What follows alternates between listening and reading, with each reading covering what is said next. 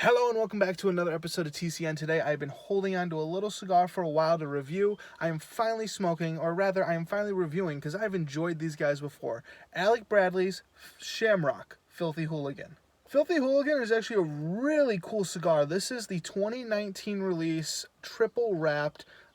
Tobacco-wise, we've got a blend of green, the Candelan wrapper. I assume this darker one is the Nicaraguan wrapper. Binder-wise, we have Ecuadorian and Sumatran. And for fillers, we have a blend of tobaccos from Honduras and Panama. I think this is one of the first cigars I've ever smoked that's had Panaman? I don't know how you pronounce it, but tobacco from Panama. Going over the general flavor profile and the dry puff of this guy, I'm getting a lot of chocolate and hot pepper spice with light notes of sweet grass, and that sweet grass is definitely coming from the green, the candela part of the cigar. It's all really good. It meshes together nicely. So how about we light this guy up and see what I'm thinking on the first third. Flavor note wise, I am tasting grass. I'm tasting a wonderfully robust roasted coffee flavor, light hot pepper.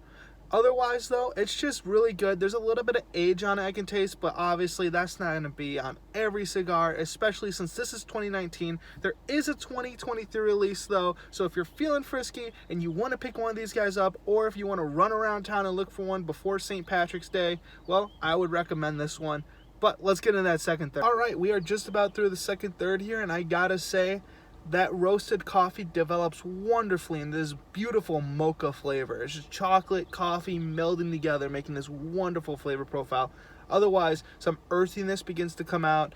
I'm still getting that light grassy note, still a little bit of that light hot pepper, and overall it's nice and tasty. A little bit of change, but still very nice and familiar to the first third. Let's get in that final third and see what I'm thinking. All right, we finished the Filthy Hooligan, and I gotta say at the end there, it gets very earthy. That hot pepper really starts to come out, which could be a little rough for people who aren't really into spicy stuff.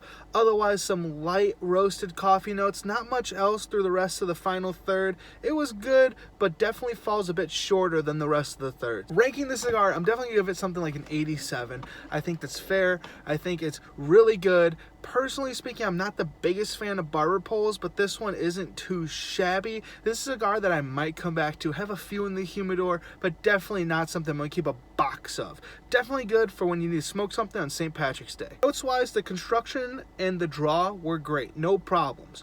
But the burn was a little wobbly. Could have just been how I was smoking it, but I'd just give it an okay. Price range, you can find this cigar online in about the $14 range. I spent $17 at my local brick and mortar when I picked this guy up. And final question, is this cigar noob friendly? I'm going to say yes. I think it's tasty, I think it's good, and honestly, I think it's great if you just want a nice green cigar that isn't gonna just taste like grass, that you're gonna smoke on St. Patrick's Day, or hell, maybe just show off to your friends, because you're like, hey, this is a pretty cool looking cigar. I'm gonna smoke it, and all my buddies are gonna go and say, what's that you're smoking there? But hey, that is all I got for this time. Happy St. Patrick's Day. Hopefully you guys have fun. Here in Chicago, we dye the river green because we're weird like that. But for now, I will see you all next time.